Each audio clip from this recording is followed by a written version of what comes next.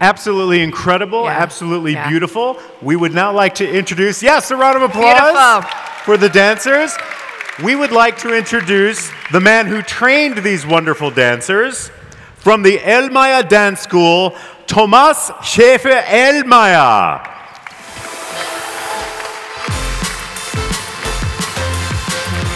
And I want to thank Christian, Kati, and Josine for getting our special guest to join us. Hello, sir. Yes. Thomas, such a pleasure to have you with us today. Sorry? Such a pleasure to have you with us today. Thank you very much. You have been called the godfather of great manners. Tell us about this program that your dancers are involved with. Well, the manners are a different topic, actually. Today we have in the afternoon, we have a session in manners at 2 o'clock, where you're all welcome to join me there.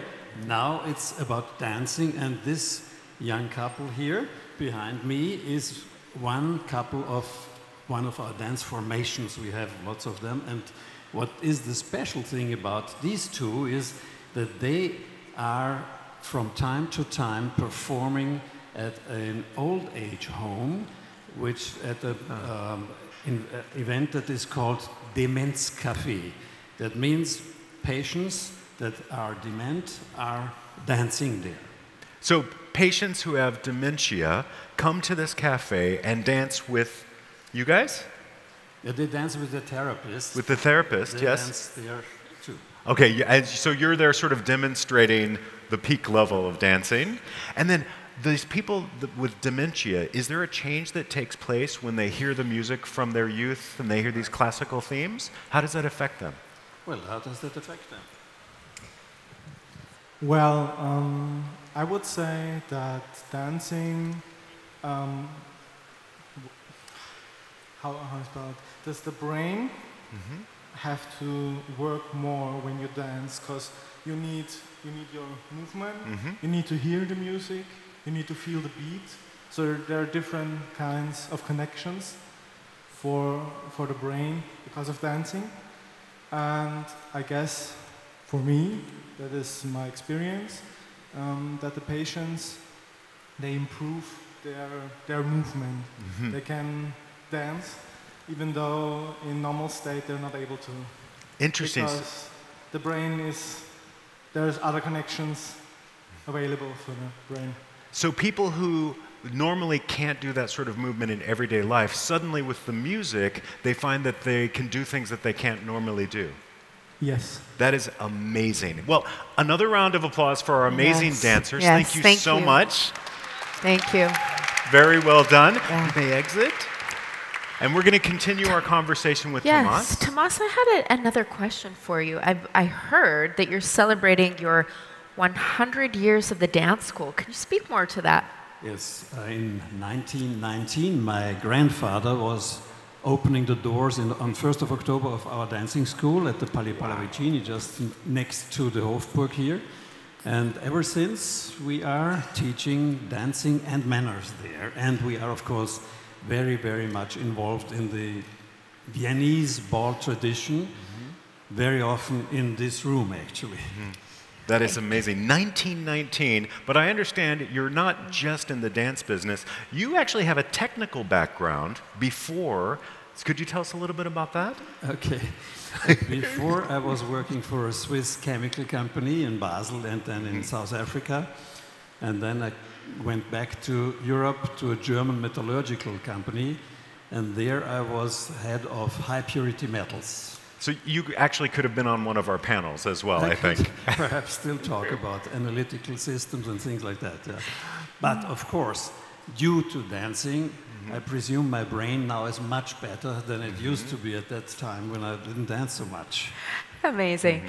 So Thomas, tell us more about the connection between manners, dancing, etiquette, and business. How can we tie these together? Well, one thing is when you dance in our usual ballroom dances, you are very close to the other person, and therefore good manners are vital, because it's not nice to dance with somebody who doesn't behave properly. And that is one reason. The other one is that it is an old tradition, actually, back to many centuries, that the dancing teachers are also teaching etiquette. Don't know where that's come, most probably from France. Okay, fantastic. So, you know, we can see that dance is really related to modern days, from 100 years ago. That sort of etiquette can definitely help us out today. And if you would like, again, I'd like to mention your master class, which is taking place at 2 p.m. So all of you can join in and learn about etiquette from a master. And now I think there's nothing left but to figure out what a quadrain is. Quatrain. Yeah. Quadrille, yes. And for Quadrille, the internationals among us, please explain what this is and what we will be doing now. For everybody who is here and will join us over there in the Zeremoniensaal in a few minutes, just this, I heard before, out of the box. So if you are in a certain box, you've never danced before, join us over there. And everybody who knows the quadrille is, of course, definitely going to be there because it's great fun. It's a dance like the square dance in America. They used to have these square dances, the lion and country dances. The origin is the Scottish and Irish country dancing. But the quadrille, as we have it, is called le quadrille français.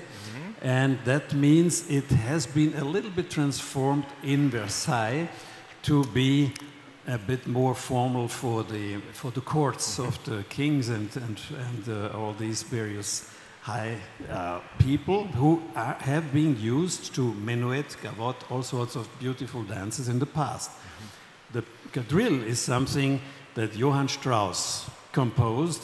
The music comes from the bat, die Fledermaus, and that's why it's called the Fledermaus quadrille. And I hope you will join us over there. Don't miss the fun and also experience how good it is for the brain to dance. All right. Let's do this together now. So join us in the next hall over for the quadrille. Yes, so if you haven't picked up on it, we're actually going to have a lesson for a quadrille. You can join us over here. We're going to take a break so that you can dance. We'll be back here at 12:50 afterwards. You won't want to miss the speaker right after this. And I think let's take them to the hall, shall we? Let's go. All right, let's go, guys. Yes, thank you. I'll take your mic. Okay.